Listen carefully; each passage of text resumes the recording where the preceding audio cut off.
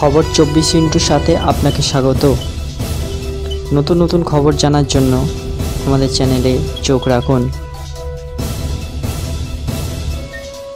নমস্কার, খবর 24 সাথে আপনাদের স্বাগত। দর্শক, গাজা, লেবানন, ইরানের পরে এবার নতুন করে সংঘাত মাথাচাড়া দিল পশ্চিম এশিয়ার আর এক দেশ সিরিয়ায়। গত 48 ঘন্টার লড়াইয়ে সে দেশের প্রেসিডেন্ট বাশার আল আসাদের অনুগত সেনাদের থেকে বিস্তীর্ণ অঞ্চল বিদ্রোহীরা দখল করে নিয়েছে। দুপক্ষের সংঘর্ষে নিহত হয়েছে অন্তত 300 সেনা, বিদ্রোহী এবং অসামরিক নাগরিক।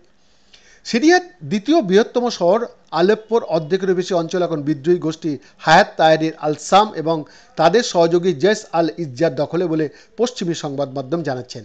একদা বিদ্রোহীদের শক্ত ঘাঁটি বলে পরিচিত এই শহর 2016 সালে রাশিয়া এবং ইরানের সহায়তায় পুনর্দখল করেছিল আসাদের সেনা।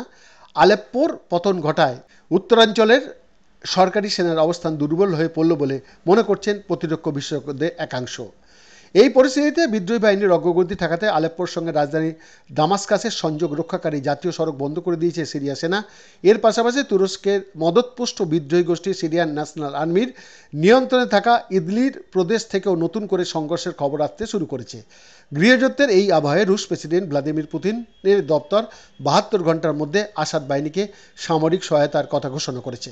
বৈদ্যনাথ দাসের রিপোর্ট, খবর 24/7।